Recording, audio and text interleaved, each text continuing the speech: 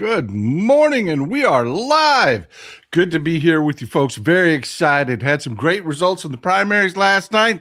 Let's dig into it. Let's get to work.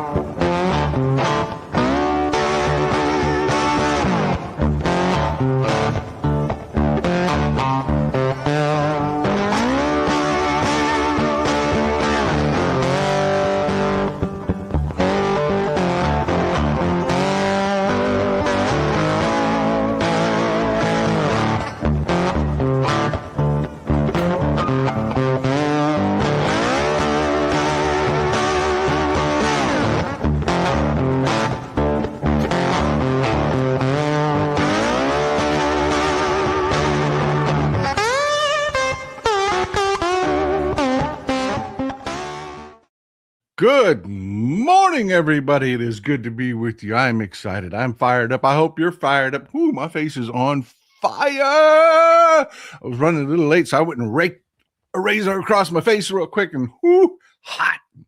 Ah, man, I tell you what, I am excited though. I am. We had a primary last night and it was fantastic. It was fantastic.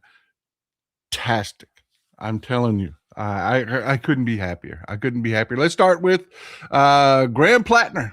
Graham Plattner tore it up. I told you, look, I'm not dunking on these people. No smoke towards these people. No, I kept getting these comments on Blue. It's always Blue Sky. It's always Blue Sky. I love Blue Sky to death for the energy, the excitement, the passion and everything. But good God, these people think that they really think they control politics. These they think they can come to Blue Sky and get on this idiotic hate Democrats thing and that it's real. They think it's real. They have no clue what they're talking about. Graham, I told you. Did I call it? Did I not call it? Did I not say that Graham Plattner was going to? I did. I said he was going to dominate, and he did. Graham Plattner just absolutely. Well, here's the numbers. Here's the numbers.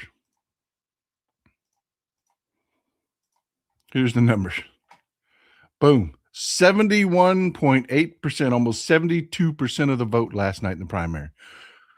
Boom.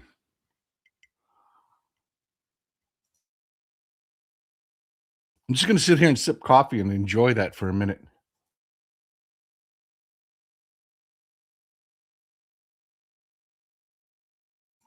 But Paul, aren't you worried that things got baggage? Aren't you worried that something's gonna? No. You know why? That's why. I didn't do this for no reason. I did this for a reason. I did this because, damn it, this is what our party needed. Let me tell you something. Graham Plattner could be pulled over doing 90 miles an hour in an HOV lane by himself, except for the goat he was fucking, holding a Chick-fil-A sandwich in one hand, and I don't know, shit. I don't know what his left hand is doing. I didn't pay attention. And I would still vote for the son of a bitch. Period. Susan Collins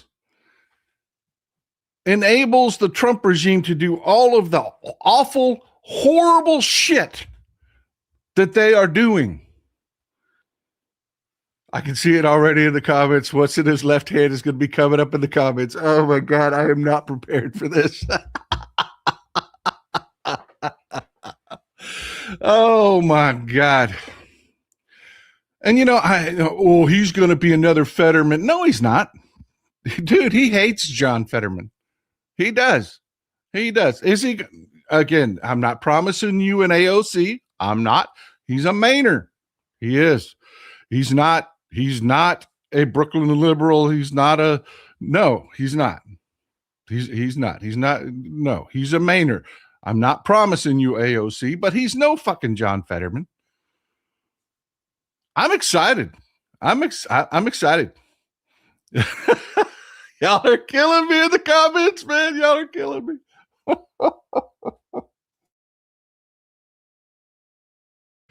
Yeah, and the Republicans don't know what to do with themselves about this. I don't know if you've seen this. Let me find this. Have you seen the latest attack on James Tallarico? Stephen Miller's PAC. I hope I can find it real quick. Just stick with me, folks. Take a good sip of coffee. Enjoy. Let me see if I can find this. Somebody's posted this on social media or something. I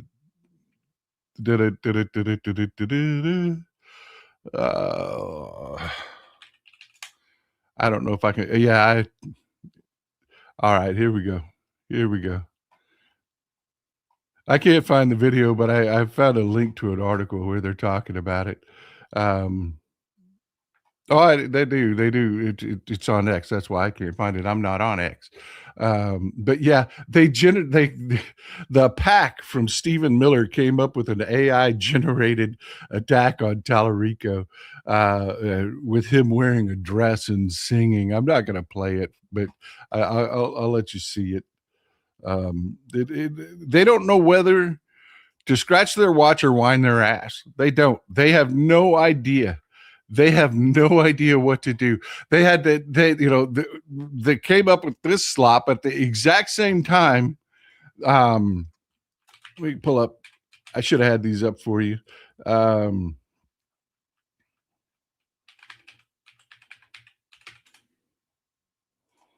remember they went after his girlfriend. They went after his girlfriend because she's vegan. And then they realized, oh my God, she's hot. She's smart. She's brilliant. Why why are we highlighting her? Oh my God, they panicked. So they went and found just a horrible, horrible, horrible thing that happened with James Tallarico at the same time they're calling him transgender. Are you ready for this scandal? Are you ready for this scandal? James Tallarico, before his current girlfriend, had another girlfriend. Oh my God. James Tallarico had two hot girlfriends that were adults. One right after the other, not at the same time. I'm not kidding. I'm not kidding. I wish I was kidding. They really did try to run this attack on social media and it fell flat. They don't know whether to scratch their watch or wind their ass. They don't. They really don't. They are absolutely, their flabbers are gasted. They are. It's just, I'm enjoying this so much. A united Democratic Party that is absolutely 100%. I told you folks, this is where people are. This is where people are. This is where people are. And it matters that we're saying it, folks. It matters that you're wearing your pins to protest. It matters.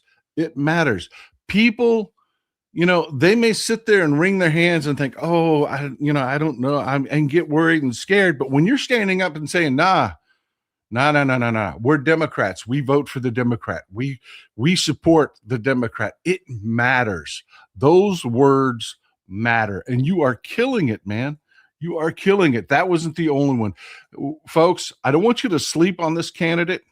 This is going to be one of the shockers of the 2026 elections right here. I want to introduce you. I'm sure you don't know who this is. This is Jermaine Johnson. This is Jermaine Johnson. He absolutely blew out his primary, more than double the votes of his nearest competitor. He is highly charismatic. I mean, he is fantastic. He reminds me a lot of James Tallarico. He really does. They both have that same measured, I mean, just, nothing bombastic about them, very appealing, very, yeah. I mean, I'm telling you, do not sleep on Jermaine Johnson. This is going to be a good one to watch. I love politics, man. I love politics, and I really love when you have a candidate that the Republicans never saw coming, because their candidate Pamela Yvette, she is appealing. You know how when you take a towel and you screw up and you throw it in the lawn in the hamper wet, you know that smell, that moldy smell that comes, that's Pamela Yvette's personality. Yeah. Yeah. That she is very beatable. And as you can tell, she barely scraped by in her primary.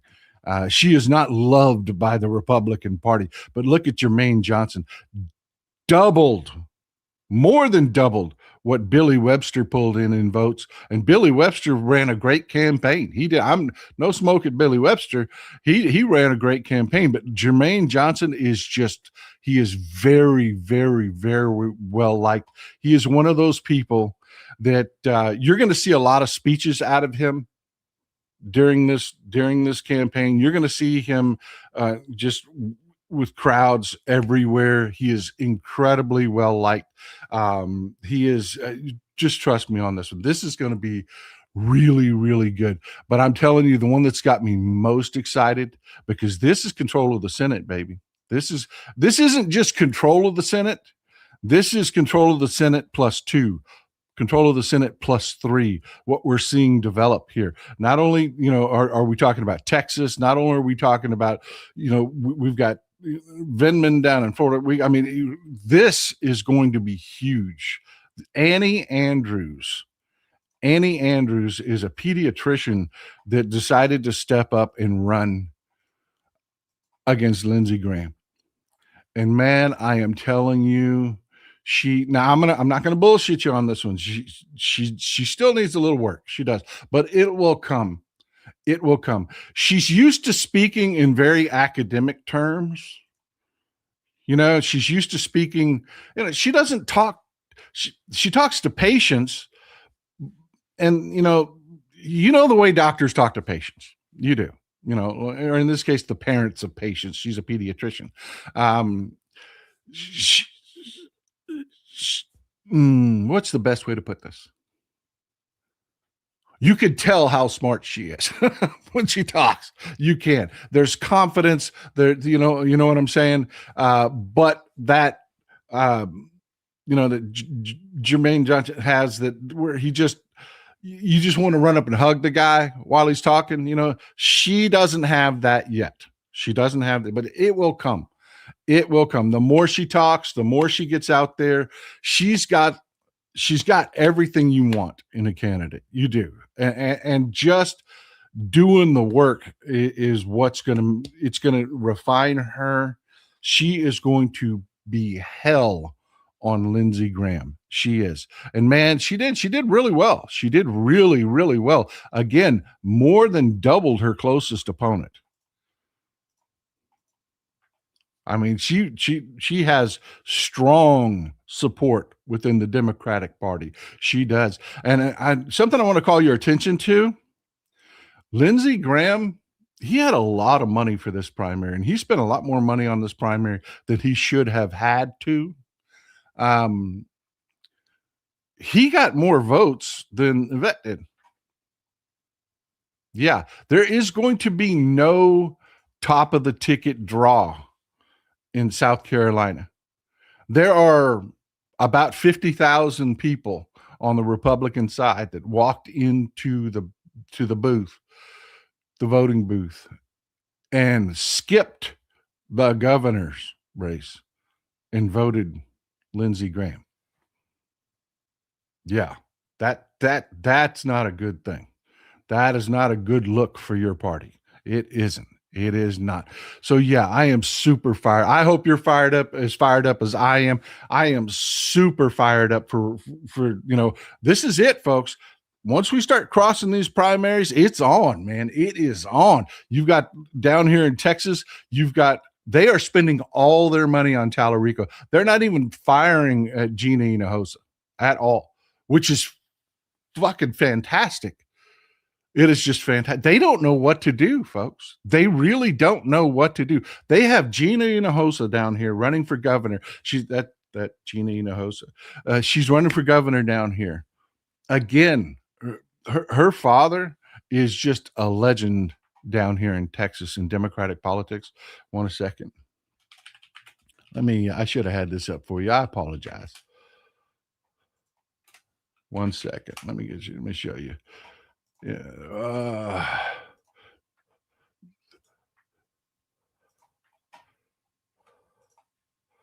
Oh, that's a terrible picture. Let me find you a better one. Here we go.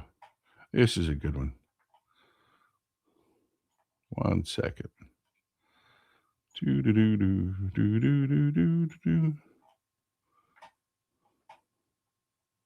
One second. Stick with me. Have a good sip of coffee and let's do this.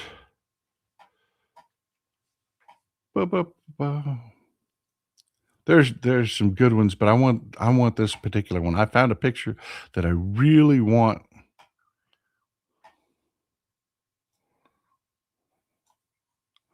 He's posting so much for his daughter. I'm having to scroll down and scroll down and scroll down and scroll down. Oh my God.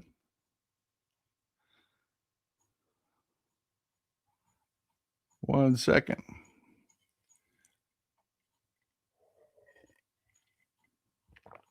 I can't find it. I had a picture of him and Kamala Harris. Gilberto Hinojosa is just he is a legend here in Texas politics.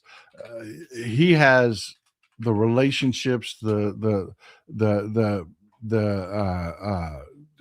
just he is, what's the word I'm looking for? He ran the Democratic Party for over a decade down here. He is really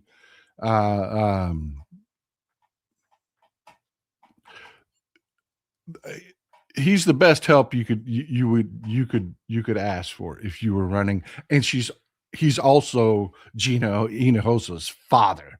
So yeah, I mean it is, things are looking good, folks. They are looking good. There is no fracturing. There is none of the usual bullshit that plagues us in the Democratic Party that makes me want to rip my hair out. None of that is there. It's like the stars are aligning perfectly, and the Republicans just can't keep from being stupid. They can't. Their main driver of votes this is what he's doing. First of all, he's having an argument with Stephen Smith. If you don't know who Stephen Smith is, he's nobody. He's a basketball announcer. He's been sucking up to Trump continuously. He's just annoying. He's an annoying little turd is who he is. But yeah, this is what sucking up to Trump gets you, because Stephen Smith dared to criticize that Trump was showing up to the Knicks game. And by the way, Knicks fans hate Stephen Smith. They really do. He likes to pretend like he's the voice of the Knicks, and the Knicks, and they have nothing to do with him. They do. He's just freaking annoying. You know what? Let me pull you. I'll read this to you, and I'll show you Stephen Smith here. You'll recognize him when I show him to you. But Donald Trump says, Stephen A. Smith is an arrogant fool, a low IQ individual. In other words, he's dumb as a rock and totally unqualified to ever think of running for high political office, or even low political office for that matter. He'd get annihilated in a debate by the most incompetent politician. Joe Biden's now fabled performance would look great by comparison to anything that this loudmouth huckster has to offer, which is not much. Within a few weeks, they'd laugh him out of politics. Yeah. Uh, this is what you get for sucking up to Trump. This is exactly what you get. You'll recognize him when I pull his picture up. This is Stephen Smith.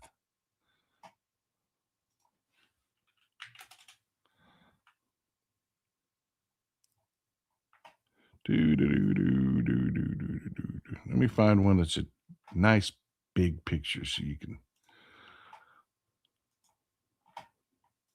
There we go.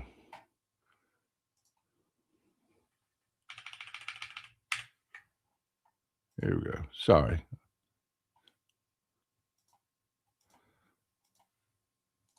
This is Stephen A. Smith. You probably recognize him from. They loved the guy and ran his comments when he was sucking Trump's taint. When he was licking Trump's taint, they loved the freaking guy. They used him as a token. They did, and now because he dared to mention that Trump going to the Knicks game wasn't really a great thing. Oh yeah, Trump has lost his shit on Stephen Smith. And that's what you get. That's what you get. That's what you get. You get what you deserve. Trump is a piece of shit narcissist that doesn't give a damn about anybody but himself. And that's what you're going to get. You damage his little fifis, he's going to attack you.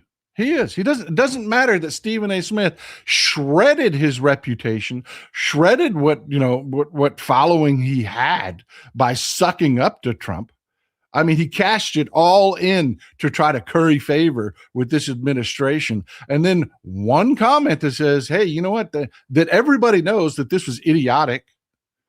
Just absolutely idiotic. Trump goes to if you don't know, if you're not a basketball fan or you haven't been following, Trump went to game 3 of the finals, and it was just a disaster. I mean, just a disaster.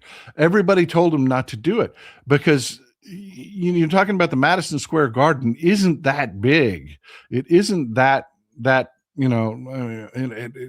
security was a mess. People couldn't get in. They had empty seats because the security had to empty certain seats for security purposes. And then this, after all of that, where they had to cancel 3 watch parties for people. The Knicks organization had watch parties for people that couldn't get tickets and couldn't get in. And yeah, Trump shows up and promptly falls asleep. After everybody in the world told him, don't do it. Don't do it. But it's all about him. This is what's important to him right now. With everything that's going on and around, everything that's going on, I don't know if you've been following the news in Ukraine. Ukraine is all of a sudden making advances in their war against Russia. Yeah, I mean, it's like Russia's tuckered out. I mean, there's so much going on in the world. And yeah, Mom Donnie had a free watch party. He did. But Trump caused 3 to be canceled because he had to go to freaking game. And of course, the Knicks lost, blew their winning streak. They were at 13, a 13 game winning streak in the postseason, which was damn close to a record. And yeah, Trump had to show up and make it all about himself. This is what they're focused on. And folks, I keep telling you this. I keep telling you. He's not there. He's got dementia. He is not there. He was stupid to begin with, but he is not there. And this right here, nobody did this to him. Nobody made him say this. Now, you could follow what happened here that caused this. Trump posted this. U.S. trade deficit widens by the most in nearly 34 years. Woo! What? Why are you bragging about that? Because he's too stupid to understand what they just briefed him on. He's so used to lying. He just blah. This is what's going on, folks, that prompted that. Okay? This is what's going on that's prompting that. He got a small smidgen of good news, but he was too stupid to know it was good news. It isn't really good news, and I'll explain why here in just a second. But this happened. See, trade data lags about a month.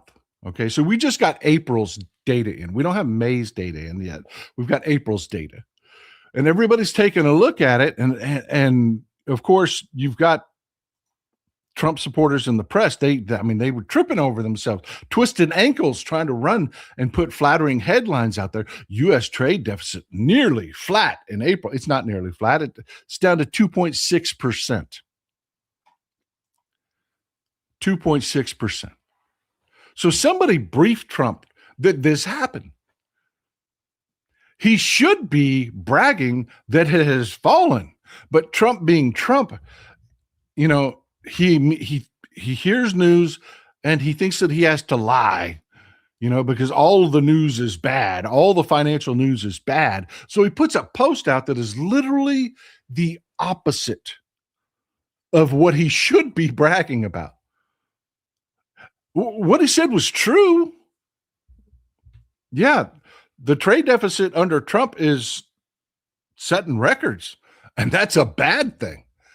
That's a bad thing. You remember he promised, we're going to bring manufacturing back to the United States, and exports are going to be huge. Remember all that nonsense that we knew wasn't going to happen because Republicans destroy the economy every time they take power.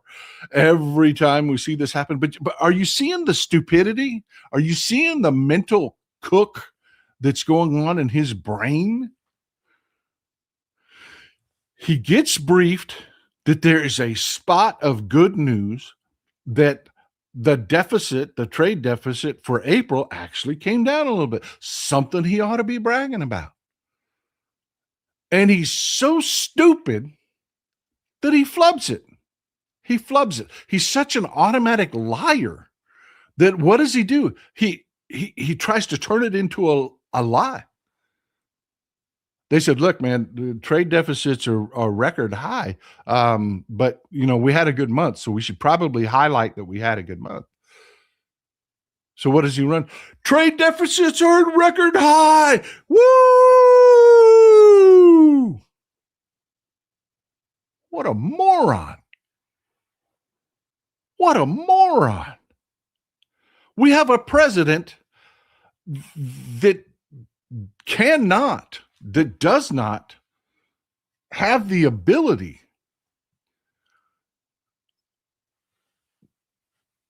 to cognitively do the job.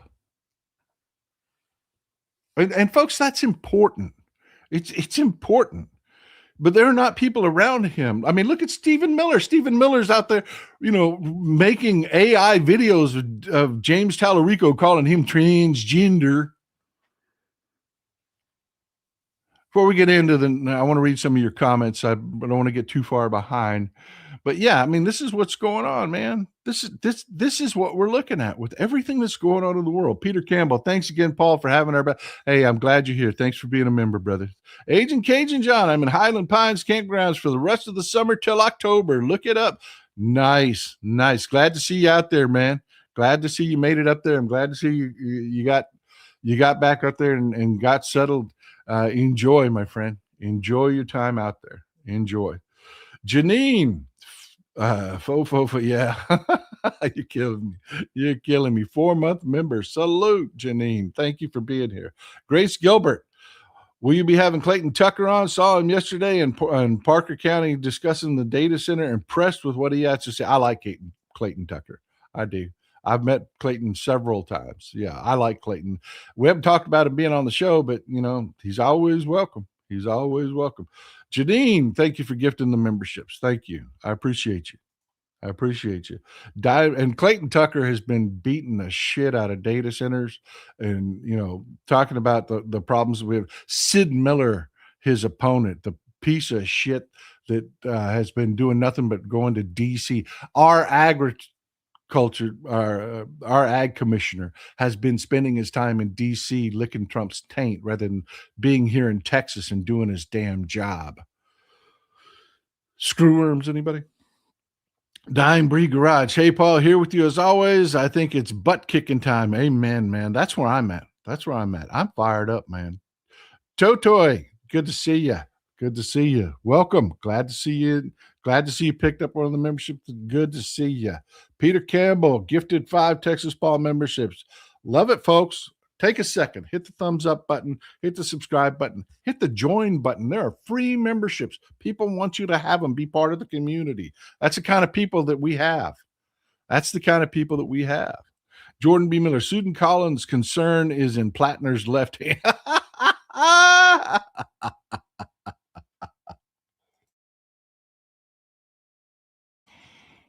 If you haven't heard, Susan Collins is trying to attack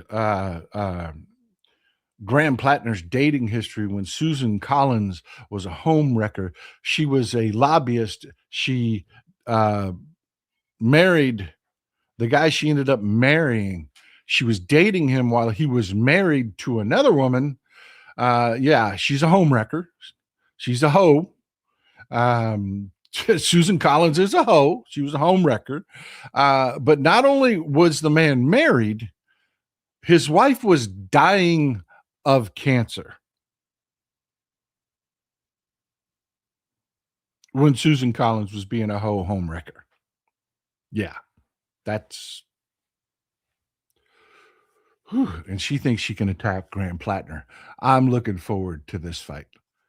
Katie Dotson. James Talarico is a serial dater. Oh my God. Can you believe he's dated 2 adult consensual women? Oh my God.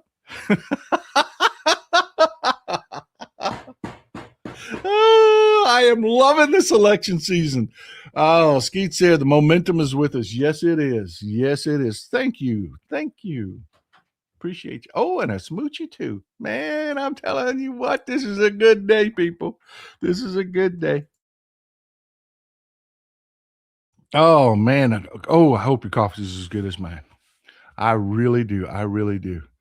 Lily Wiggs, I heard Jermaine's interview with Aaron Parnes and was impressed. Yeah, that dude, do not sleep on him. He's going to be one of those on election night that Steve Kornacki, shocker in South Carolina. Look at this county. Look at that. Ooh, Jermaine, he's well overperforming. You can hear it already, man. We'll be there with my popcorn. Screaming at Mrs. Texas. I told you. Jordan B. Miller, Democrats, great message. Trump and Republican corruption is lowering your wages and raising your prices for everything, canceling your health care. Amen. Skeet Sear, CNN is doing a great job showcasing the heroes of the resistance, and they barbecue the other side every time. I'm not going to go with you on that one. I'm not. Thank you, Skeet Sear. I appreciate you for saying it, but I'm not going with you on that one. I don't trust CNN any farther than I can throw them. I don't. E.T. Meanwhile, James's detractors' girlfriends are kids. Yeah. Actually, Ken Paxton's girlfriend was, she was married to another man. Yeah. Chandra Patton, so tired of our intelligence. And you know what? She got a job out of it. Yep. So tired of our intelligence being insulted. Repugs are scraping the bottom of the barrel. Yes, they are. One of Ken Paxton's sugar daddies got her a job, moved her to Austin.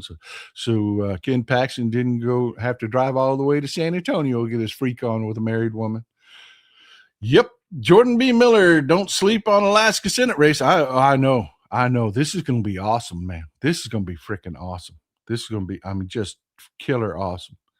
Skeet Sayre, we are winning. Even YouTube is trying to stop.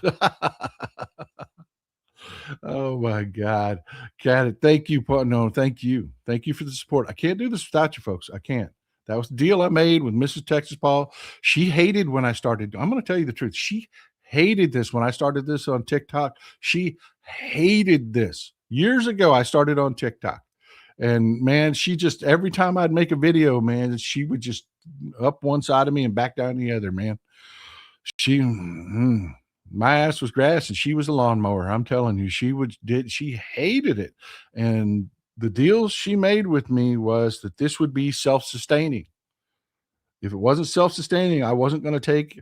She was mad about the time, is what it was. She was mad about the time, the amount of time I had to dedicate to it.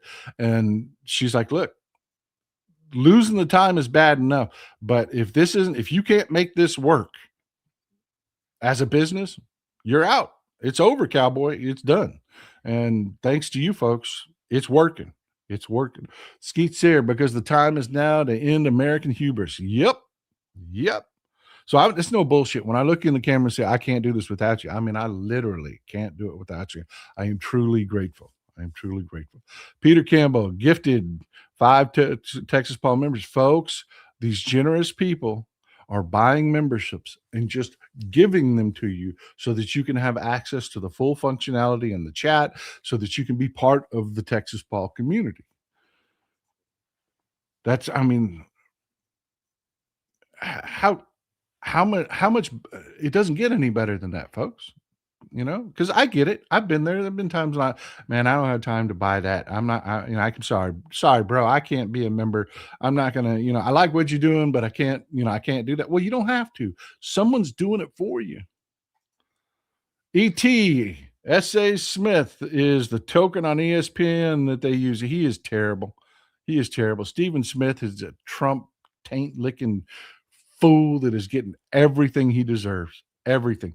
Weirdo Idaho liberal. Hey, Bunker Buster, gonna miss you today and Friday, so don't think I got abducted by the Grays to have a pro shot. Hey, now wait a minute. Toodaloo. Man, be safe, brother. Be safe. Be safe. I'm glad you're here. Be safe, man. Be safe. We'll see you. We'll see you on Sunday when you get back. Skeet Sayre, did you see the lobsters cooking during the Meet the Press debacle? No. No, I didn't catch that. I don't know. You got to tell me what's going on there. Don Huber, I lived in the Ozarks, been to Maine, also a beautiful country. But basically, interior Maine is cold weather Arkansas. Lumber trucks, bad roads, poor dental care. Plattner will pick off voters there. Yeah, he will. He will. All that stuff they hate Plattner for, they're attacking Plattner for, that's real. That makes him an authentic candidate. They hate people like Susan Collins, who's been, a lobbyist and, all that shit. They don't know. Yeah. This is going to be awesome, man. This is going to be freaking awesome. Skeet Sayre, stock market is crashing because the truth is out about AI. Has the AI bubble finally burst? They can't recover the investment and job loss is not good for the economy. Yep. Been preaching about it. Let's take a look at the Dow real quick and see what we got. Oh, yeah. Oh, yeah. Yep. Yep. Yep. Another round of chip sell off. That happened a couple days ago. We had a chip sell off.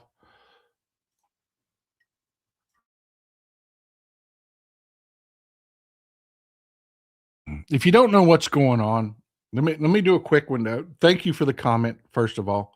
Thank you for the comment, Skeet. I appreciate you, brother, for bringing it up. If you don't know what's going on, if you don't pay attention to the market, you haven't paid attention to the business side of AI, here's what's going on. You have a couple companies, and the tech bros and their companies have dumped hundreds of billions of dollars into them because of this promise from AI, about AI. It's going to basically get rid of all employees, and AI is going to be 61% of the GDP and yada, yada, yada. All these pie in the sky bullshit promises that are way the hell out there. Well, there's a little something called ROI, return on investment. And the only way that worked is if these bullshit pie in the sky promises come true and America can keep control of this market. I want you to think about the American auto industry in the 70s, because in the 60s, Europe was back and back strong, baby. They were back and back strong in the 60s. They reestablished themselves. So in the 70s, you had European cars that were eating up the luxury market, that were eating up, Volkswagens and, you have all different segments. You had Europe coming, and then here comes Japan. Well, the American, building the land yachts and all of that other shit, it all made sense in the 50s and mid 60s. It made sense. Why not give people these big ass, huge pieces of rolling artwork? Well, it didn't make sense when we lost control of the market, when fundamentals in the market changed. Well, AI made a lot of sense when everybody, under Democrats, everybody was doing fairly well. Hell, even the COVID inflation, we weathered that pretty well. The Biden administration was competent. They did a good job. So everybody's like, yeah, let's dive a bunch of money into AI. Well, the fundamentals have changed. They've changed. The market will not allow, our economy will not allow for an AI takeover. The math doesn't math. If 61% of the GDP is AI, we're done as a country. That's it. We're done. We're over. We'll have 30-40% unemployment. You're talking Great Depression time is what you're talking. So the math doesn't math on the promises. Well, guess what else happened? We have been doing everything we can to keep China from developing high-powered AI chips. They got around it. The lithographs required to make these advanced chips, we clamped down on them and that and other technology, trying to keep China from catching up, because they were going to hose you. They were going to charge you. They were going to force you into their AI services and charge you a freaking premium for them. That's what they were going to do. Well, here comes China. So we know 6 months to a year, there will be low-cost alternatives. That's it. The math don't math anymore. Doesn't work for the chip companies. All of that was contingent on, we kept control of the market. We dominated. We basically had a monopoly over AI globally. Well, that's over. Done. It's literally over now. China has already rolled out their chipsets and said, look, this is what we're manufacturing now. And in 6 months, they'll be available on the market. That's it. And everybody knows it. So what Wall Street's trying to do is figure out how to bail without wrecking literally everything, which is going to be really freaking hard to do, because, little things like Tesla can't make and sell enough cars to justify its market cap, its valuation. Again, that math doesn't math. That's the situation. Our stocks are so incredibly overvalued right now that any reality in this market is going to be crash time. And everybody knows it. And they're just, it's like the war in Iran. Wall Street has been trying to live in a fantasy land about it forever. Let's just make some shit. Oh, Trump said it. Oh, yeah, peace. We got peace. Bye. That's where we're at, folks. Reality is coming home, maybe. It's coming home to roost. And the hundreds of billions of dollars dumped into AI and data centers suddenly make no sense. at all. So yeah, you've got the retail investors that are going to get hosed, but the big boys, they're already mapping out their exit strategy. Netadog, good to see you, my Danish friend. Good to see you. Russia is well underway in creating new military bases near the Baltic countries. Yeah, yeah, yep. The world she don't quit a spinning just because we've got a demented moron for president. Marta, did you see the interview with Christian Welker? I did. I did. Where he got up and stormed off like a little baby. I did. I saw it. Rock and Ron, will Collins ever dare to debate Plattner? Oh, yeah, there'll be a debate. There will. There will be a debate. There will.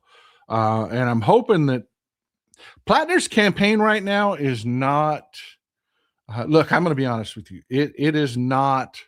It is not world class right now. The people that are running it, they're going to have to use this victory to do a boatload of fundraising and bring in some people because he's going to need a lot of work before that debate. He is. He's smarter than you think he is. I mean, he puts this hokey oyster farmer, facade out there, but actually he's not an idiot. He's not. He's a smart guy. So yeah, but they've got work to do. They've got work to do. Michael Antonsu, this is the year for Democrats. Amen. Amen. People are figuring it out. Chandra Patton, thank you, Chandra. I appreciate you being so generous. Free memberships out there, courtesy of Chandra. Snap them up. Skeet Sarah, we are the resistance. It matters. Stick with me, folks. I want to catch up on these comments. We got a few more to go. Then we're going to get to what I think is the main story of what's going on right now. And you're going to want to be here for this. You are. Michael Anderson, thanks for gifting the memberships, brother. Thank you. Pavlin 01, 5-month member. Good to see you, sir. We only have one goal: make the Democrats as monolithic as MAGA. Amen. Amen. Look, if we don't control shit, we can't do shit. So, yes, I absolutely agree with you. Push for specific goals, push for specific policies, do all of that. But rule number one first, if we don't control shit, we can't do shit. Mother Mesquite, can't use the emojis even though I'm a member. What? That's crazy. That's crazy. That's crazy. There's something going on there. I don't know. That should not be. And I don't understand why it would be. Frito Lay, hey Paul, why is YouTube forcing ads during your live show now? Republicans trying to interrupt our info. That's YouTube. That's YouTube. When you reach a certain point, and your metrics reach a certain point, you're gonna get ads. You are. It's just the way it works. And I'm sorry about that, folks. Thanks for hanging out. Skeet Sayre, Trump got so red in the face he looked like a lobster in a cook pot. Yeah, that was, again, they can't help but screw up. They can't. E.T., there is also something called reality, and it is home. Yep. And before the election, they're trying desperately. This is how fucked up Wall Street is. They're trying desperately to drag this crash out beyond the election so that their team doesn't get hosed. Instead of just dealing with this, diving in and fixing the problem, no, we're going to make politics the primary consideration. Fuck these old bastards. I mean, fuck them all to hell. Skeet's there. At least as kids, we could sleep in the back. Horizontal left. I don't know what you're talking about, brother. I don't know what you're talking about. Omniscient Sphinx. It is on like Donkey Kong. That's right, brother. Democrats are moving like it's Tornado Alley. Go vote. Yep. Amen, brother. Amen. All right. Good to see the comment there. Good to see. Where are you coming from? JC Tiffler is what I'm going to go with. What do you have to expect? You have to expect right now, JC. Let me explain this to you. Right now, the Republicans control all three branches of government here in the United States. We have had a lot of people that just did not live in reality about politics, that fractured the Democratic Party. That's over. That's over. Again, that's what this is all about. Ride or die Democrats. Peeling everything back together, making gaining control of the government our number one priority. That is what's dominating American politics, JC. What you've seen, the stupidity, the ignorance, everything that you've seen out of America lately that's making you say, what the hell is wrong with these people? That's all Republicans. That's who they are. That's what they are. That's who they are at their core. What you're going to see in these midterm elections in November is Democrats take back at least the House and probably the Senate, which means we'll control 1/3 of the government, which the way our government is set up is really enough to throw guardrails up. The stupidity will slow down. The policy will not change because the Republicans will still control two branches of government, but how much they can affect that policy globally, where it's going to meet you, we Democrats will be able to absolutely put guardrails on that. Then in 2028, we're going to take back the White House. Then we will control two branches of government. Then you will see Democratic policy, but the Republicans will still control one branch of government, the judiciary, in which case they will just sue us constantly. That's what they're going to do. They're going to sue us constantly. So they'll be able to hamstring us a little bit. You will not see full Democratic policy after 2028. We will have to dominate the judiciary. We will have to go to war against the judiciary when we control two branches of government and change who actually controls it. And then we Democrats will, the first time since 1969, will control three branches of government. And you will see a good and decent and effective America out there, and that will be good for the world. Great question, JC. I appreciate you, brother. Thank you. And again, where are you coming to us from, man? Lindy Meffy, if you can move your 401k to dividend stocks, SEAC has a P&E ratio of 19.11, while the S&P 500 is at 41.54. Thank you for bringing that up. Look, I am not your, again, I am, let me read two comments and I'll come back to that because there's something going on with the S&P that's really got me. Here it is. I love you people for being so glued in on what's going on. Wings Clip Fly Boy, thank you for being here. Thank you. SpaceX IPO Friday, valuing company at over $1 trillion, may be a major tipping point for the markets.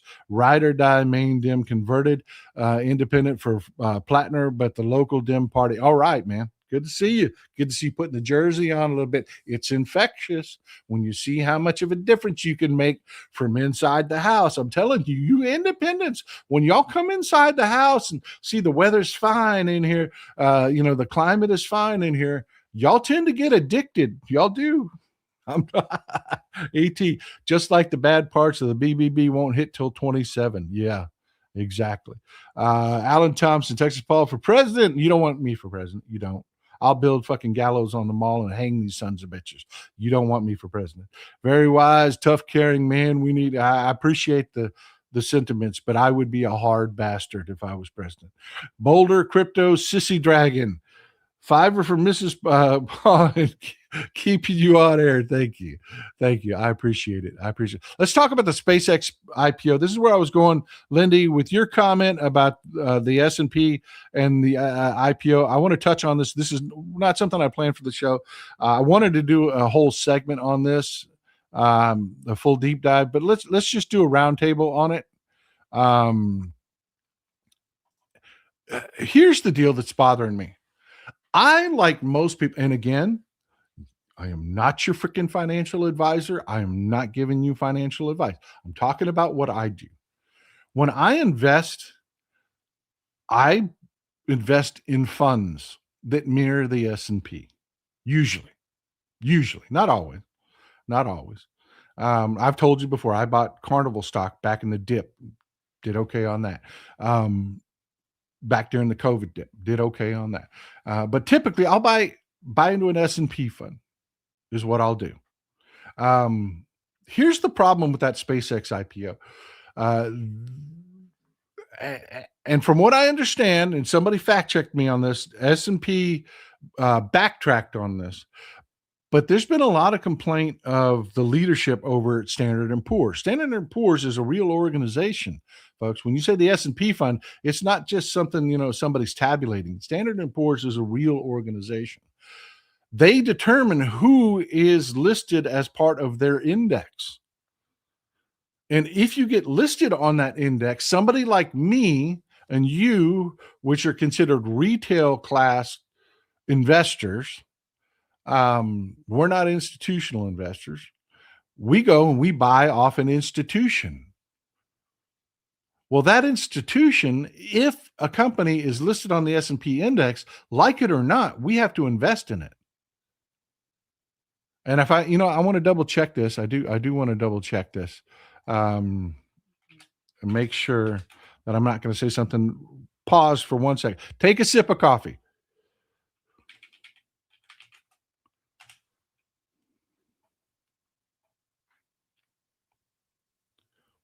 Okay, I haven't seen anything updated. It is still as it stands.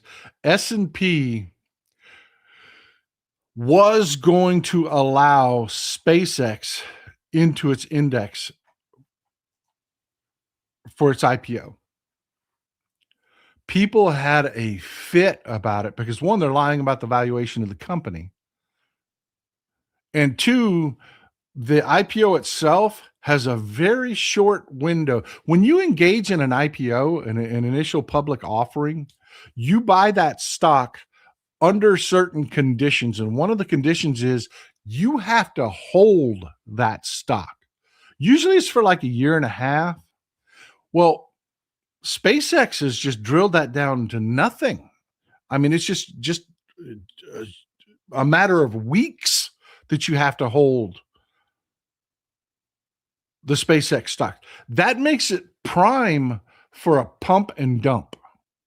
If you don't know what a pump and dump is they'll make a lot of hullabaloo, a lot of press about an investment, get people to buy into it, and then the people that know it's dog shit will sell out of it and leave you holding the bag. That's a pump and dump. Yeah, there's a lot of things wrong with this IPO. And again, I'm not your financial advisor. It may be the right move for you. I wouldn't go near an Elon Musk company for anything. But people had a fit because S&P was talking about listing it in their index, which means I'm forced to buy it if I buy into an index fund. You're forced to buy it. Everybody, which is exactly what Elon Musk wants. Enough people had a fit that this happened.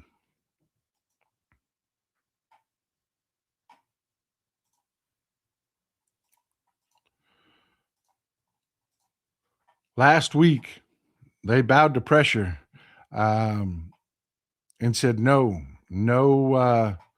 SpaceX for you. No SpaceX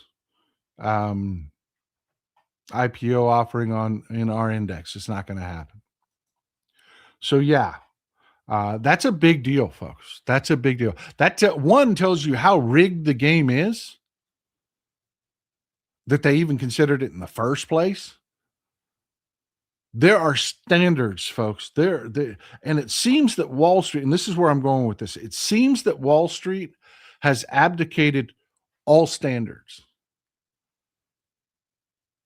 P&E ratios are ridiculous right now. Profit to earnings, everything is ridiculous right now. It's just fantasy land territory. And the fact that they're still considering, and again, the big thing that is shining the spotlight on y'all know Rick Wilson. He famously coined the phrase, everything Trump touches dies. Old white dudes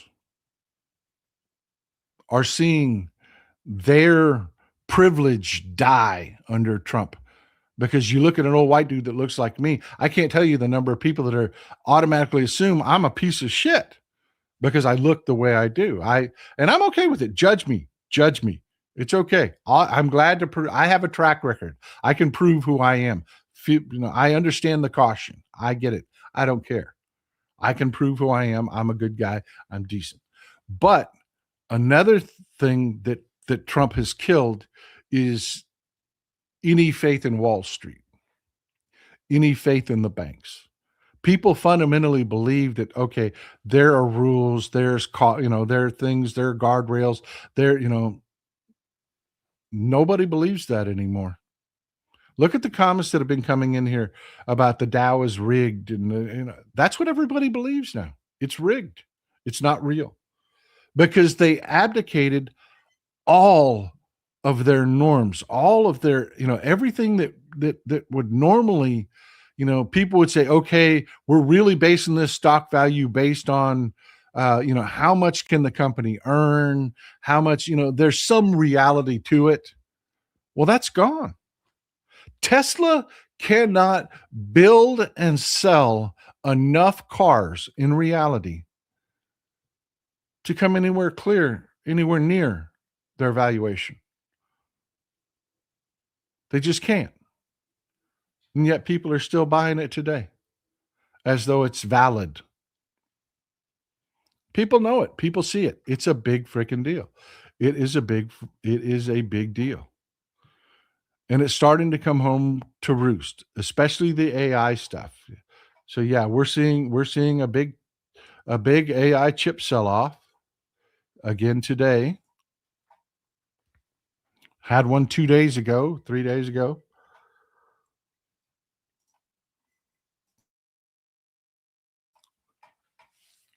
But yeah, thanks for the comment.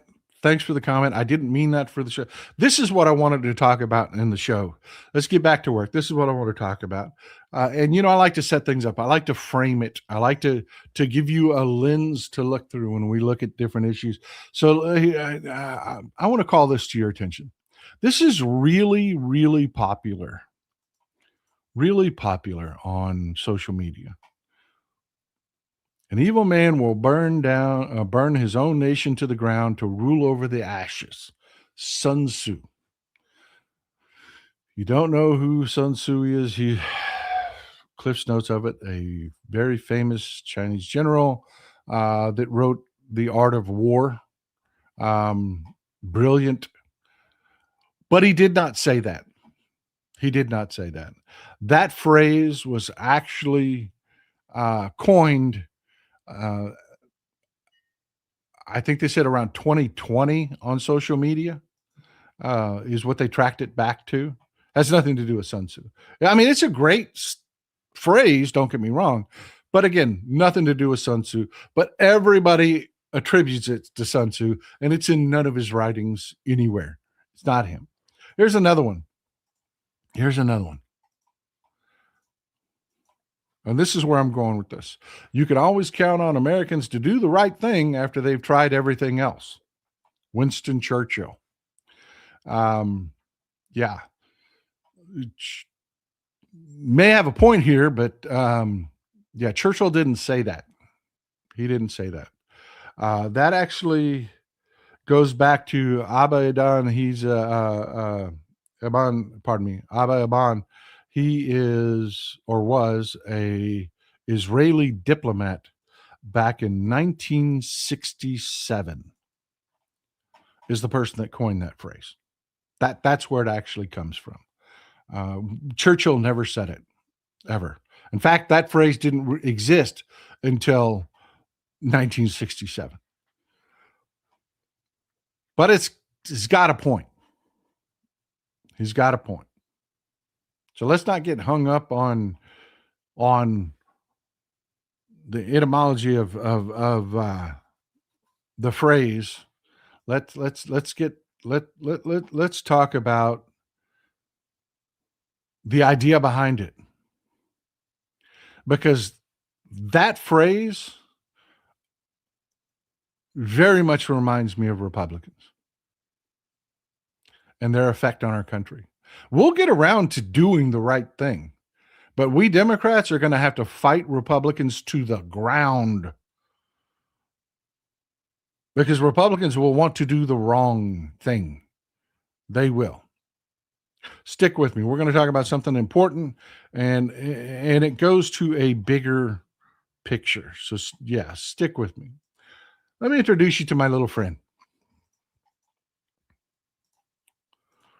This is a screwworm maggot, screwworm larvae. If you haven't been paying attention, screwworm is no longer just in Texas. It's spread to New Mexico. Now, I was reading about this on social media, and there are these fake accounts, the fake left accounts. And what they're saying is, oh, we're all being hyperbolic. This is just no big deal. Ignore it. Just like COVID, just like when COVID hit, the same bullshit that we saw coming out of the Russians. They're saying, oh, this was Biden did it. No, Biden didn't do this. No, he didn't. No, he didn't. It had nothing to do with Biden. Nothing to do with Biden at all. This is all on Trump. This is all on the Republicans. 100%. And their reaction to it is exactly like they did with COVID. Incompetence, stupidity. Yes, DOGE did this. 100%. 100%. Little background information. And when you say DOGE did it, this is what we're talking about. This is what we're talking about. Remember how DOGE worked? They would go to Grok and ask Grok, where can I cut jobs in the government? And Grok would spit something out, and then they would send their little idiot minion children into that department and just start firing people. They didn't understand what they did for a living. They didn't understand what these departments did. And we saw disaster after disaster after disaster. They would cut something and then disaster was happening. They destroyed USAID and children are dying all over the world. Dying, literally dying because of what DOGE did. But yeah, this was a thing. And I highlighted the bottom top 10 ag stories of 2025. Number 7, a year of scorched earth at USDA with mass firings, canceled grants, and reorganization. What are they talking about? Well, they're talking about several things that DOGE did. But one of them is they fired the scientists that kept track of screwworms. And not only screwworms, but other diseases. They cut our funding. Folks, this isn't hard. This isn't hard, okay? If you've got a fly infestation, there's basically 2 ways to deal with it. One is poison. And that's really bad for the environment and really bad for the humans that these flies are living around, because the same poison that kills flies really fucks us up. So poison's kind of off the table. What is the other way to deal with a fly infestation that you need to control, that you need to eliminate? I love how informed you people are. Morris, thank you for being here, brother. Thank you. Yeah. They bred genetically modified, sterile screwworm flies by the millions. By the millions, they bred these things, and they released them out into the wild. So the screwworms wouldn't reproduce. And the life cycle of a female screwworm is 2 to 3 weeks. That's it. That's their whole life, from maggot to death. 2 to 3 weeks. That's it. If they can't breed and reproduce in that time, they die. And they go away. They vanish. Pretty simple, right?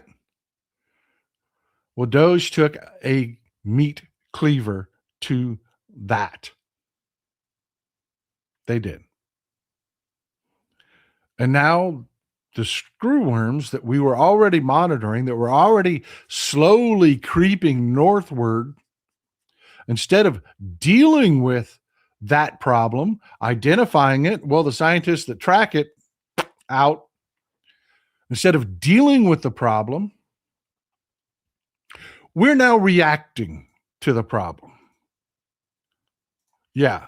They're claiming, oh man, we're on this. We're going to build a new facility at a closed military base, and we're going to convert it to a facility, and we're going to breed a bunch of the. Yeah. When after screwworms have been, what's this going to take? A year and a half to get online before the first batch even goes into production.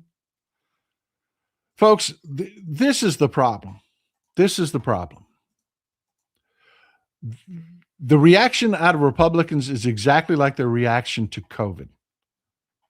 It's a lot of talk with nothing impactful at all. At all. This is where screwworms in the red, this is where they typically live. These black dots here represent where they found a few, and they've been tracking those. It's where they've had a few detections. They've been tracking those. Typically, the response to this would be beef up the production. But no, they're not handling it. They're reacting to it. They're not ahead of it because DOGE went in and decimated everybody that would have the foresight to do the right thing. And of course, Republicans want tax cuts. So we're not going to do this. And we're going to talk about that more at the end of this. The way Republicans view things and the way they handle things, they don't prevent problems. They react to them after they're fully flourished and blooming. All taxes are bad, so anything that goes to anything they can't put their hands on, if there isn't somebody dying in front of them, they don't recognize a problem.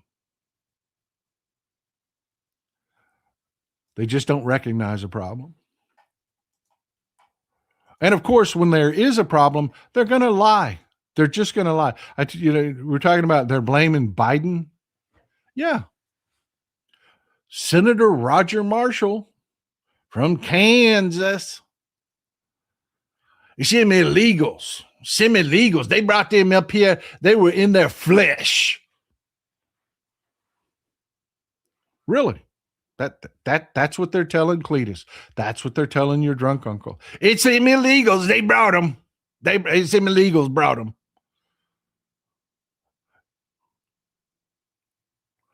It wasn't Trump's idiocy in trying to deal with our beef price crisis and just bringing Mexican cattle up here. No, it wasn't that. Not according to Republicans. They can't be held responsible. They just got to blame somebody else. Biden did it. Bullshit. Bullshit. Bullshit. And folks, I wish I could tell you it's just screwworms. It's not. It's not. The world has problems in it. I had a discussion about this the other day. I posted, what I wanted in the world and wanted to see because I'm liberal. And they're like, somebody posted, man, I wish this utopia would come true. And I responded, I said, I don't believe in utopia. I don't.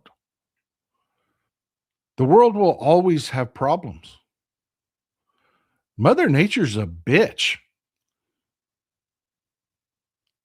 There will always be problems to deal with.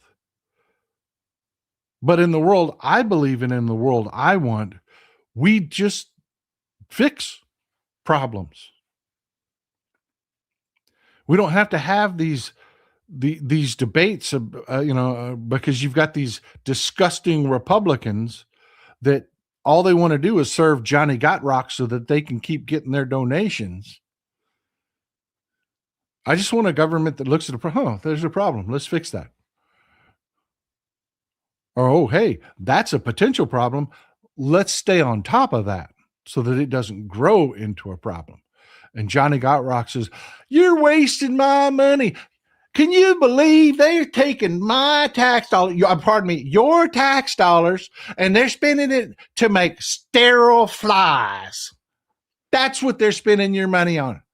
Spy pimp, fly pimps. They're fly pimps. That's what they are. And of course, Cletus, being the dumbest son of a bitch in the county, oh, yeah, those taxes I don't pay because I'm dirt fucking poor. Yeah, I don't want that to go to fly pimps. No, I don't want that. The world's complicated. It is. And the fucking stupidest among us cannot be the ones in charge. And that includes the selfish sons of bitch and Republicans that do everything. They don't give a shit about you. They don't give a shit about you. I'm going to play something from Mike Johnson here in a little bit that's going to set your hair on fire. It's just going to set your hair on fire. Well, you know what? Look, let me, I didn't have it pulled up because Threads is the worst platform for its media player. So we're going to have to pull it up and let it play. One second. Be patient with me. Sip some coffee.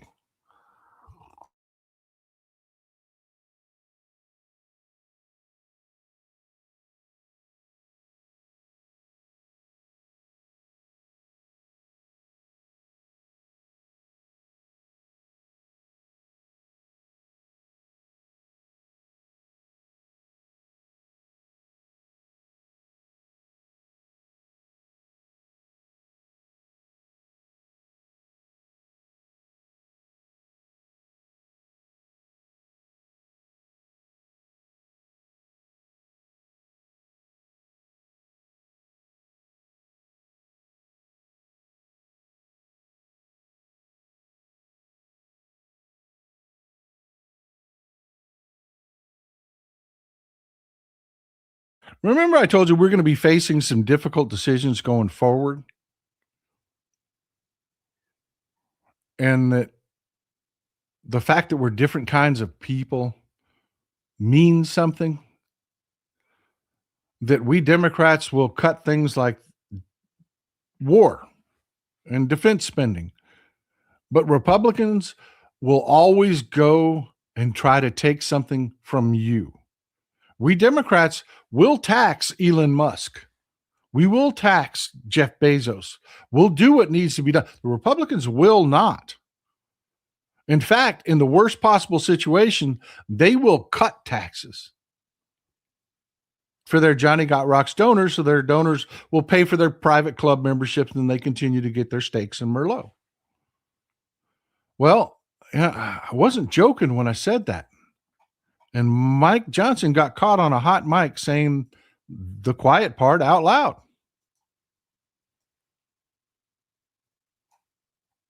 And then we're going to lead up to, we've been doing all that, and then we're going to lead up to what we have to do and address the largest spending items. The reason we're in trouble is because over 74% of federal spending is on autopilot, mandatory spending. That's your entitlement programs like Medicare, Medicaid, and then things like Social Security.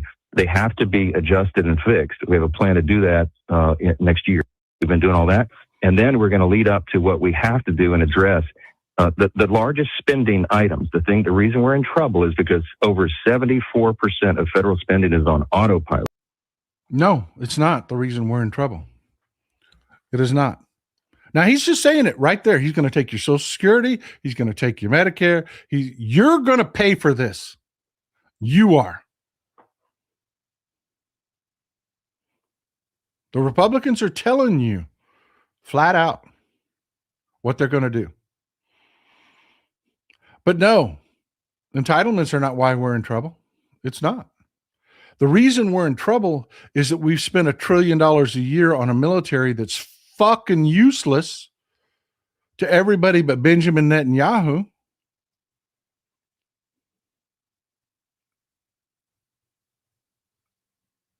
Look, I'll tell you, our soldiers are some of the bravest in the world, and we don't just do what China does. And I've told you this before. China's Navy, they didn't go build a bunch of aircraft carriers. They didn't. They've got 2 aircraft carriers, and one of them doesn't work.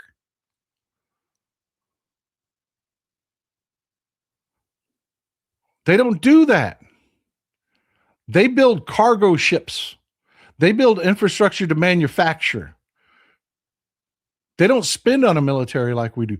The Chinese military is a job program for the dumbasses that can't get jobs elsewhere.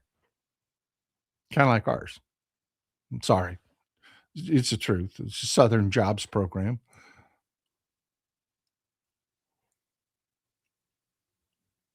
But we don't do what China does. Oh no. We build and design, or what Russia does. Russia, I laugh. Russia has the fastest missile in the world. So what? So what? They built, what, 100 of them? 150? 200, maybe? They design shit, but they don't build shit. We design some of the most advanced weapon systems in the world. Then we build them. Then we deploy them, and we refine them and make the next generation of them. And we have battle-tested, tried and true weapon systems that are unlike anything else on Earth. And nobody fucking else does that. Nobody does that. Not like we do. Not like we do. Now, the Leopard tank, yeah, Europe's done a lot of, the Leopard tank and the Challenger out of the UK. They've done some advancement, but it's nothing like what we do with our military, and it's pointless. It's pointless and stupid. It has never done anything but empower fucking idiots like Howard Lutnick and Benjamin Netanyahu.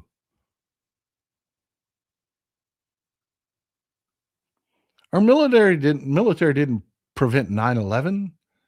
Our military didn't, come on, man. When's the last war that we got into that made sense?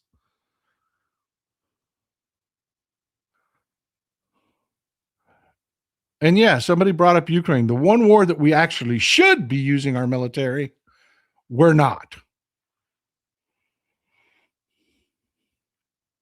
So yeah, there's a very, very, very different view of the world between Democrats and Republicans. Very different. And the Republicans, they see the financial crisis we're heading into, the governmental financial crisis we're heading into. I've told you this over and over and over again. The math doesn't math again 6-8 years out. Doesn't math. It doesn't work 6 or 8 years out. It doesn't work. Something will be cut. And Mike Johnson is telling you who the fucking loser is going to be. It's going to be you. That's why I do this. That's why I do this. Because we have a fundamentally different view of the world and what's important and where we need to spend our money. Fuck Benjamin Netanyahu and his military integration. If, in 70 years, if Israel hasn't been able to make friends with its neighbors, maybe it's just fucking Israel.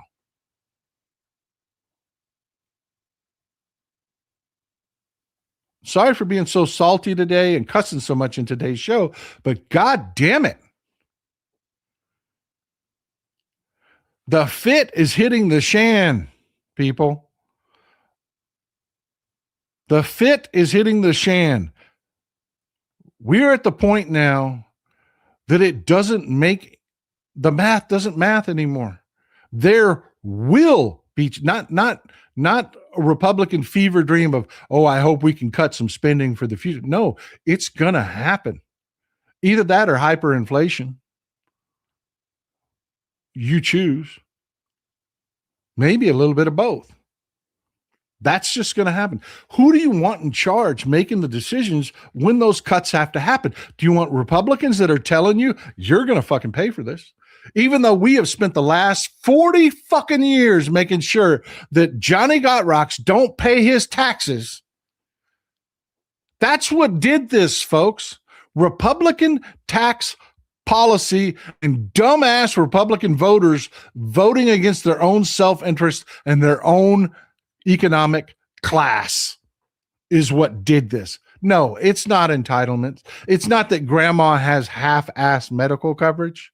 No, that's not what caused this. Grandma's half-assed medical coverage didn't cause this. Grandma's Social Security that we all pay into didn't cause this. No, it didn't. Fucking Republicans caused this. And they're giving away to Johnny Gotrocks' point of view on everything. And this is where I was going when I was telling you the screwworms ain't it. That's not it. That's not it. This has also been part of why they decimated the USDA with DOGE. This is what's been happening. USDA axed seed competition team, then vowed to reform it, in 2 weeks. 2 weeks, we'll have some reforms for you. In 2 weeks, That same bullshit promise that Republicans always make. Why is this important? What am I talking about? Don't let your eyes glaze over. This is super important. This is your food. Whether or not you eat is what I'm talking about. Stick with me on this, okay? Stick with me. All right? We have a huge concentration in seed distributors. You can call them manufacturers now. Typically, Mother Nature made the seeds. But we have a huge concentration in seed distributors in the world. This is not an America problem. This is a world problem. Three companies, Bayer, Cortera, and Syngenta. Bayer you've heard of. Bayer Aspirin, parent company for Bayer Aspirin. Bayer you've heard of. I doubt any of you have heard of Cortera or Syngenta. They own 55% of the global seed market. Yeah. 3 companies own 55% of the global. Monsanto was bought by Bayer. Monsanto was bought by Bayer a while ago. But Monsanto's a name that most of y'all know. When I say Bayer, think Monsanto. And I want you to think about Monsanto because of this guy. This guy. The problem I'm talking about is highlighted. There's a case that people talk about, a court case that people talk about that highlights what I'm talking about here, what the problem is. I know I've been talking for a while without telling you what the problem is. I'm going there now. This is Percy Schmeiser. Percy Schmeiser. Our Canadian friends, shout out to you. He's one of you. This is Percy Schmeiser. This is the court case, Schmeiser v. Monsanto, that people refer to because it was the basis. It was the beginning for this disaster. There's since been case after case after case after case after case where these big seed distributors have won this. But here's the deal. A farmer used to keep part of his crop back for seed. That's the way it used to work. It doesn't work that way anymore. It's kind of like John Deere was selling tractors and then telling farmers they couldn't work on their own tractors. Yeah, that was really happening. Well, farmers used to grow, in this case, Percy here grew rape. Yeah, I know. I know. What a name, right? There's a reason it's called canola oil and not rape oil. Canola oil. How many people here use canola oil? How many of you use canola oil? It's a really beautiful crop, yellow seeds and everything. It comes from the rape plant, is what it's called. Seriously, I'm not bullshitting you. But there's a reason they call it canola oil. It was actually first grown as an industrial lubricant, but then they figured out the properties that made it a great industrial lubricant. The fact that it doesn't break down under high temperatures actually made it a great cooking oil. So yeah, but they couldn't sell rape oil. And Canada was the main producer of it at the time. China is huge into it now. So they shortened it to Canada oil, and then they shortened that, or pardon me, they changed it to Canada oil, and then they shortened that to canola. Canada oil is canola. So that canola oil that you love to cook with, I love the shit. I do. I cook with it all the time. Does really well in high temperatures. It's a great oil. It really is. A lot of people really like it. It's light. If you want to make salad dressings with it, it's, like I see somebody mentioning olive oil. Olive oil is fantastic too, but it's got a pretty strong flavor to it. It's going to flavor everything you cook. Canola oil doesn't. It's pretty neutral. But yeah, here's Schmeiser, Percy Schmeiser. Here's where the problem happened. Percy's neighbor also grew rape plants. And I'm going to keep saying that because, I can. It's my show. That's what they're called. I'm not shitting you. Grew rape plants. And this is what rape seed looks like. This is rape seed. This is what they're after. They press the oil out of it. This is rape seeds. See how small they are, how tiny they are? Well, Percy's up in Saskatchewan. And I don't know if you know what a spring in Saskatchewan is like, but it is cold and it is windy. I love avocado oil too. I'm reading your comments while I say this. I am. Yeah. It's windy. Well, Percy's neighbor contracted with Monsanto to buy a genetically modified seed. And that seed ignored Roundup. Completely ignored it. So Percy's neighbor paid a premium for Monsanto seeds to plant a crop where he could just early in the season go through the field, one spraying of Roundup, and you know how you get grass and weeds in your garden, and you have to go out there and you have to pull them out the sun. Well, imagine doing that on a industrial farming scale. So Monsanto came up with this product. We'll genetically modify a rape plant that ignores Roundup. So you can just go through your field and spray Roundup everywhere, and it'll kill all the pests and leave your plants alone. And farmers were like, wow, that's going to be easy. Great, thanks. Well, Percy, he's old school. He took a look at their contract and said, no, man, I'm not going to buy seed from you and sign an exclusivity agreement where I have to buy seed from you and I can't collect my own seeds anymore. No, I'm not doing that. Well, in the windy Saskatchewan spring, his neighbor, during harvesting, his seeds blew into Percy's field. Stick with me. I'm going somewhere with this. His seeds blew into Percy's field. Well, turns out that plant variety is kind of dominant. One being Roundup resistant is a big reason why, but it's kind of dominant. So it took over Percy's field.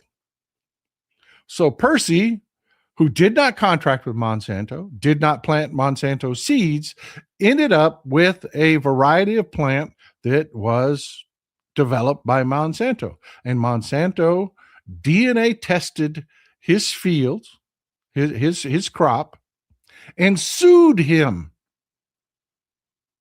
even though he never signed a contract. The court said that Percy could not take his own seeds out of his own fields, and Percy had to pay Monsanto.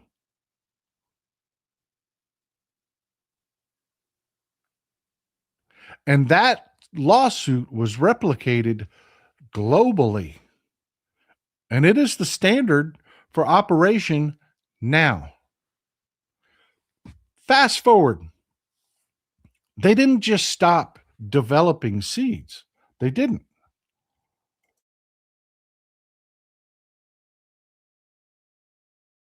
And they knew these seed companies didn't have the infrastructure to keep after people, to keep after farmers. They couldn't go to every farmer's field and DNA. One, it would be hugely expensive.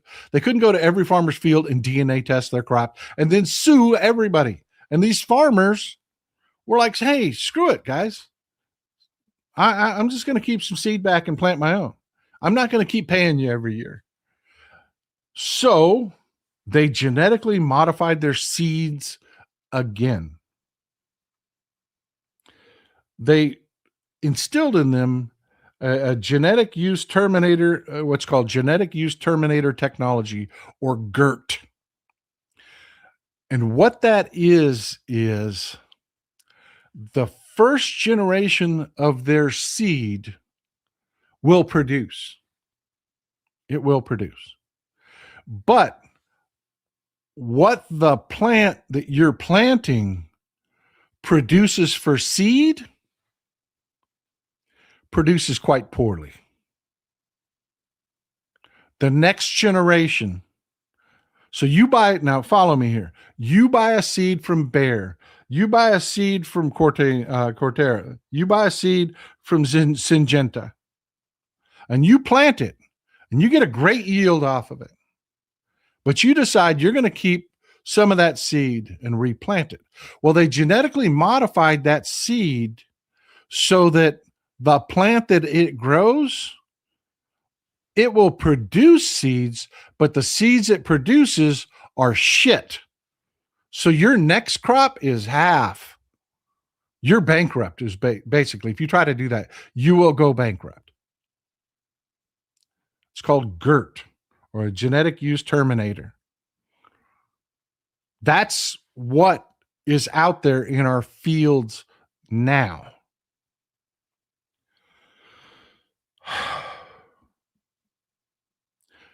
It's killing farmers. And on top of that, Mother Nature is a bitch. She is. She's not going to just accept this new variety and not make it their own. No, there are problems, evolutionary problems that stem from this. Now, I'm not bitching about the genetic modification. I'm not bitching about Roundup resistant crops or anything like that. That's a good thing. We have to produce 1.2 billion pounds of food every day in this country, just the United States. Every other country out there, all our European friends, your countries have to produce X amount of food every day. And there are things that the agricultural industries are doing to meet that. And I'm okay with it. I am. But it does take regulation. It does take government watching what they're doing to make sure they don't create a disaster or they don't create an economic situation where your food prices skyrocket. Because corporations are really bad about self-regulating their own greed. And now that they've got our farmers bent over with their drawers around their ankles, what do you think they're doing with the price of seed? Do you think it's getting cheaper? Do you think an extremely small number of companies owning all of the seed market is making seed cheaper? It is not. It is not. Where does that cost get realized? You pay it. You pay it at the grocery store. That's how this works. Capitalism, yay. Now it's the government's job to go into this and say, no, you can't do that. You can't. Because individual farmers can't fight Bayer. They can't fight Syngenta. They can't. They just can't. It takes the government. But Republicans don't believe in that. And that was the goal of DOGE. To free up the oligarchs. To stop the government. Fire the scientists that track and control their monopolies. That's the Republican view of the world. And that's what I want to wrap this up with. That's what I want you to understand. We're not the same. We're not the same. You're going to see some idiot on social media, probably Blue Sky.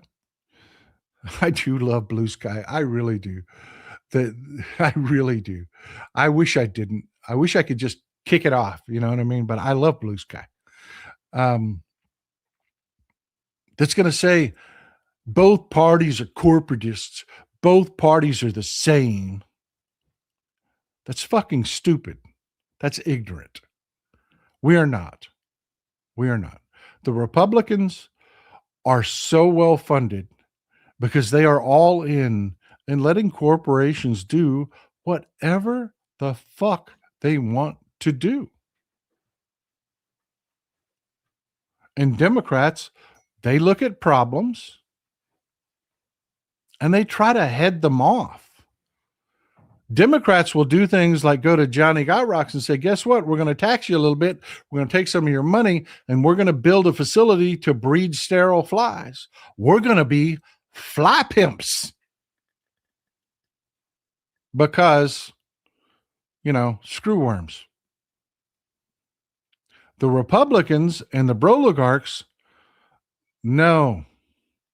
Until people are starving in the streets, until the people have pitchforks and torches out, they don't care.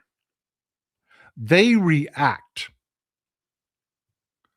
They react. Democrats, and I just had this conversation before. Just yesterday, I was in the music store. See my guitar there? It's got a lot of sentimental value, and I'm doing a lot of playing now. I'm got hired a teacher. I take guitar lessons with, working on theory and whatnot. I don't want to use that guitar anymore. So I was in the music store. I want to put that guitar up on the wall and not use it. It's a very valuable guitar and it has a lot of sentimental value. So I'm looking at it like a Takamine, something that I can beat the shit out of. I can take to, if we want to get together and start a bonfire and drink some beers, and I take my guitar out there and play a little bit. I'm not taking that. I'm not. Okay. Maybe a guild. I'm looking at a guild, but I'm leaning towards a Takamine right now. Or a Taylor. Taylor's got a few intro models, but anyways, Yeah, I was at the music store having a conversation with one of the guys, and he wasn't political. He wasn't. And he kind of was like that. Yeah, government's bad. People are, parties are bad. This and I'm like, look, man, let me tell you the difference. Let me tell you the difference between Republicans and Democrats. Let me tell you the difference. If a Democrat fucks up, I said, don't pay attention to the successes. Don't do that. Pay attention to the failures. When Democrats fail, they fuck up trying to help you. They fuck up trying to fix something. And we need to get better at when we fuck up fixing something, fixing the fix. That's why I'm inside the Democratic Party. That's one of the things I want to make them better at is when they try to fix something and it's not a perfect fix, let's fix the fix. You know what I'm saying? But the Republicans, when the Republicans fuck up, they're trying to hurt you. They knew they were going to starve children to death when they cut U.S. aid. They knew. They don't care. Because until people in that nation are desperate and terrorists are brought up and extremists are brought up because the environment in those nations where we used to send that food is so extreme that it's a breeding ground for terrorist recruitment. It's a breeding ground for violence. And until that boils over and burns Republicans, they don't care. And then when that does happen, they don't look at the problem. They're reactionary. Oh, let's spend more money. Let's spend more money on the military and go kill some more people. And Democrats are like, why don't we just feed them? It's cheaper. It's good for our farmers. Nobody has to die. Let's just feed them. We can do that. Our farmers are really fucking good at being farmers. They're really bad at voting. Soft diplomacy, exactly. I love you people so much. I swear to God, you give me faith in humanity. I get so dejected dealing on social media with the stupid shit. Spending this time with you is everything.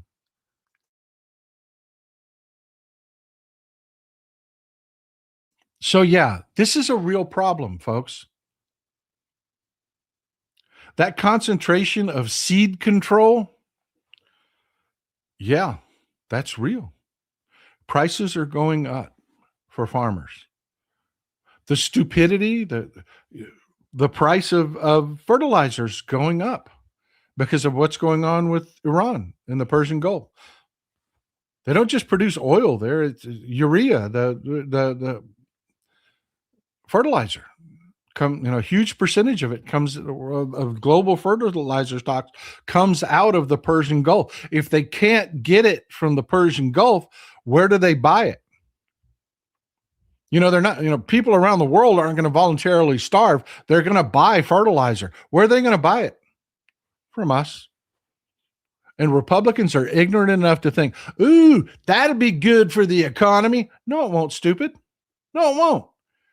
Because that means greater competition for your fertilizer here at home. Our farmers have to pay more. Our farmers go bankrupt, and the ones that don't go bankrupt, you will pay a fucking fortune for their food, which destroys our economy on top of making food prices higher globally, on top of creating starvation, which creates instability, which creates a world where we have violence, a world where we have terrorism, a world where we have, that's the Republican way. Oh, well, then we'll spend more on the military. We will take more money and put it into stupid shit to solve a problem that we created because we're selfish and stupid, when the Democrats are just like, hey, man, why don't we just feed some people? Why don't we just, I don't know, just let them sell oil? Yeah, but they're the Iranians. They're the Iranians. So what? Let them sell their oil. Well, we got to change. Well, okay. Okay. We can do that. Yeah. I've got a phone. I'll call them.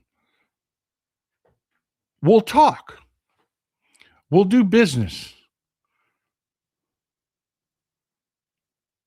But that's peace. And in peace, Benjamin fucking Netanyahu goes to jail. So he used our military to start this fucking war to keep his sorry fucking ass out of jail.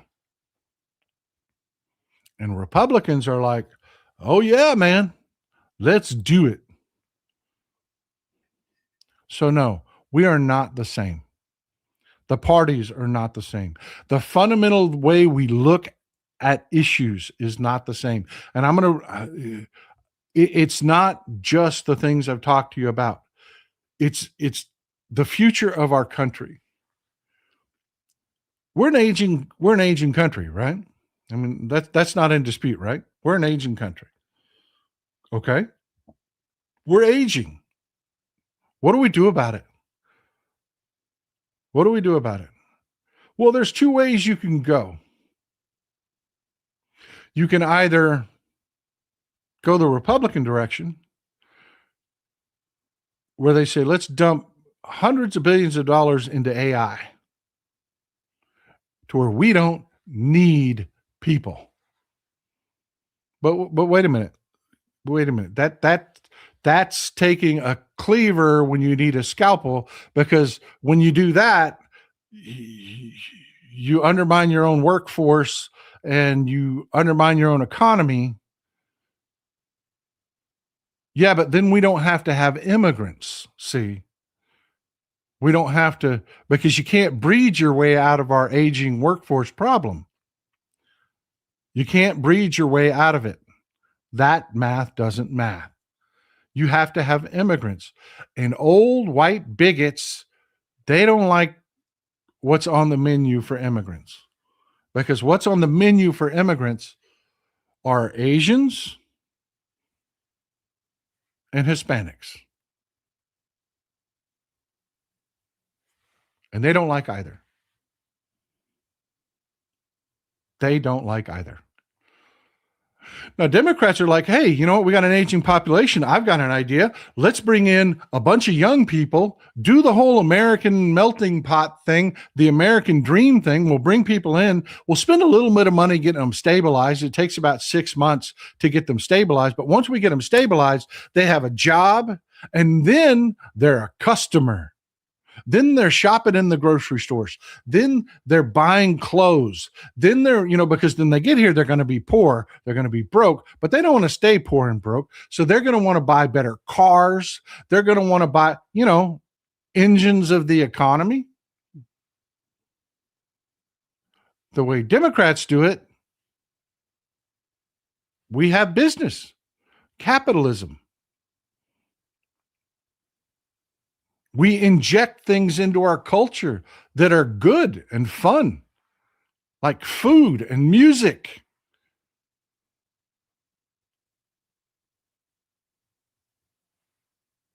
It's a good thing. But you do have the other vision, which is the techno-driven AI dystopian future, and more military, and more cops, and more. Over here, you've got food, music, people. Over here, we've got festivals. Over here, we have a celebration of humanity. That's one way to do it. Over here, you got fucking RoboCop killing people. And scared old white people really, really, really think this is a good idea over here, because they're really, really afraid of the people over here. And it shows in every single problem we face. Why can't we deal with the seed problem that we have? Because Cletus is constantly reminded that there are immigrants in the world, and there might be somebody speaking Spanish at his beloved Walmart by people that want to give everything to the oligarchs. And he thinks we Democrats, well, we're just assholes because in a country where we need young, youthful workers to feed our economy, we just want to bring people in. We want to fix the immigration system. We want to have more brothers and sisters, not less. It's really that simple, folks. It's why I do this. It's why I'm a ride or die Democrat. It's a fundamental versus. Thank you, Ethan. Thank you. Star Trek versus Blade Runner. Choose. Choose which future you're working towards.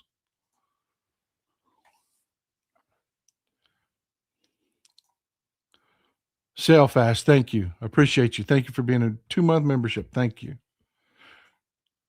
David Cantu. Yes, you would take. Thank you, brother. Thank you. I appreciate you. Your neighbor Totoro. Welcome. Glad to see the new members. Snap those free memberships up, people. Do it.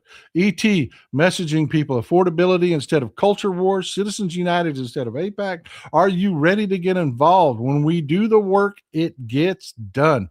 Amen, brother. Amen. Skeet Sayre, Truman was the start of the modern right wing. I don't know if I agree with that 100%. I do. He had some asshole characteristics. I'll give you that much.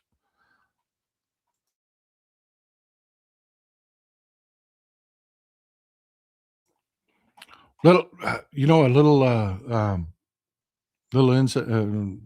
factoid, little trivia. Truman is the reason that we have presidential pensions.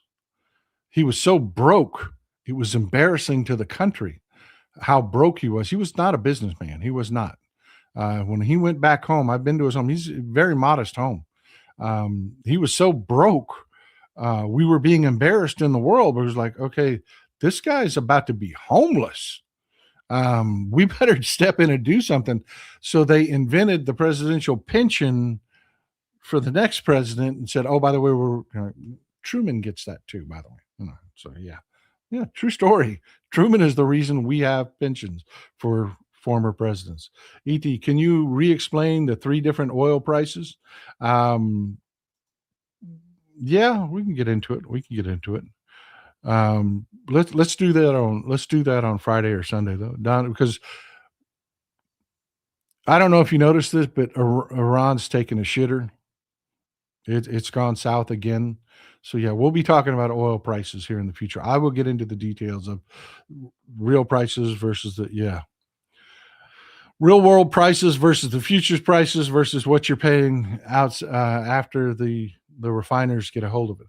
Donna Neal, thank you. Welcome. Skeet Sayre, this is what happens when you elect people with louder voices than brain power. Selfish people that don't give a shit. Melissa Grubb, regarding the screwworms, an ounce of prevention is worth a pound of cure. Yeah, it is. Carl Rossi, the failure of public education. Dumb fuck red. Amen. Skeet Sayre, you live in America and Canada. We celebrated DEI mostly. And as a result, we don't have those issues. In fact, weed is legal and society did not end. Yep. Can't have that here. Bunch of old bigots are scared of that wacky tobacco. Marta or transgenic mice. You know why they won't legalize? You know why the truth.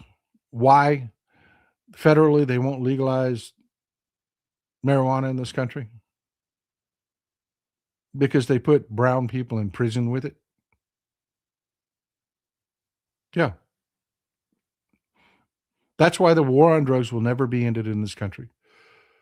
Bigoted white people use it to lock brown people in prison, to create a permanent slave class. Yeah, that's the cold hard truth of it. It has nothing to do with the well-being of the population or addiction or any of that. It is law enforcement utilizes drugs to keep our prisons full of prison labor, of slave labor. Agent Cajun John, thank you for being so generous, sir. I appreciate you. Thank you. Thank you for being here. Kismar, Republicans love breaking everything, knowing they won't be in power when it starts hitting everyone. They know power just bounces back and forth. Now, Mrs. Texas, not Paul and I were talking about that the other day. So many people say, forgive me, I got an itch. So many people say, how can they do this? I mean, don't they care about their kids? No, they don't. They don't. And they know they're going to be dead by the time the shit hits the fan. Trump will have gotten all of his greedy shit before everything completely burns, and he will be long dead. And they know it. They don't give a shit. Glenn, thanks for being so generous. I appreciate you. Jenny Black, thank you for being here. Thank you for joining us. Oregon Wine Lady, but what happens if there's cross-pollination? Yep. I'm telling you, folks, Mother Nature, she will take these seeds and she'll run with them. She will. This is going to take real, and when I say government, I mean us, a real concerted effort to protect our food supplies. These companies, a lot of what they do, it's beneficial. We were talking about this the other day. And I promise I won't go long on this because I know we've already gone long for the show. People talk about mechanically separated meat. That's just chicken, man. You know what that is? They take a chicken carcass, and after they cut off all the parts, the breasts and the legs and the wings, we all love the wings and stuff. What's left still has meat on it. Still has meat on it. So they take a high pressure nozzle and they spray the bones off and get the last of the meat, and they collect it, and it's chicken. That's all it is. Just fucking chicken.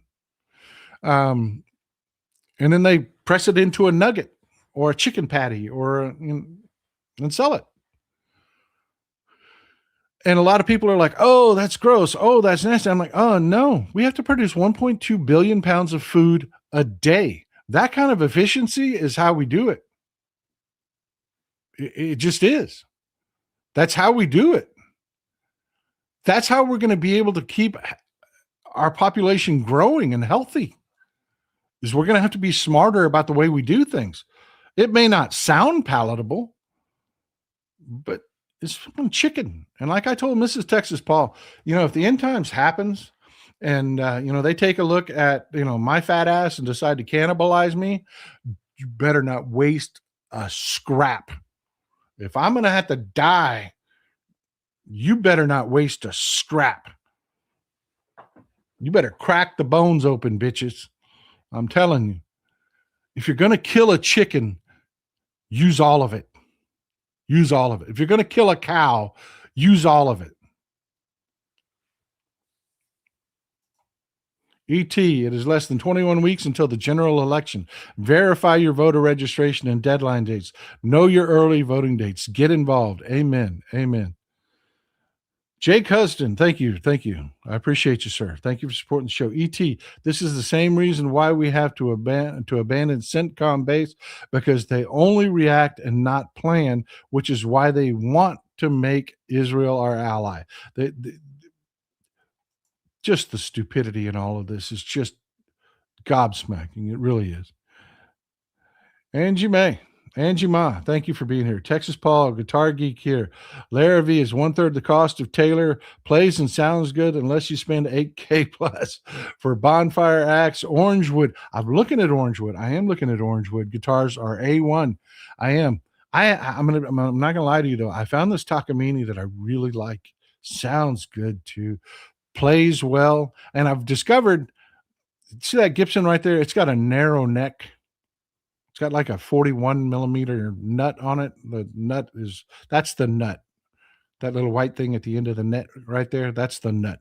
It's got like a 41. I've discovered after buying the Stratocaster, I like a fat, wide neck. Much easier for my big fingers. Much easier. Yeah. Love it. Love it. And that Takamini's got a nice broad neck. That's why I also like Martins. Although I don't want to pay Martin prices. Spatial Dragonfly, not for one I'm going to beat up. I don't. We feel the same way, Paul. Stupidity drains you. Amen, brother. Amen. Like Ethan said, Star Trek versus Blade Runner. Thank you, Midas Pilot, for gifting the memberships. I appreciate you, people. I am so sorry I went so long, but I love spending time with you. I really do. Let's get as many people in this community as possible. One more time, hit the thumbs up button, hit the subscribe button. If you're watching now and you're not a member, take a free membership. It's free. Grab it. Grab it. Grab it before it's all over. On that note, enjoy some Texas cities at night.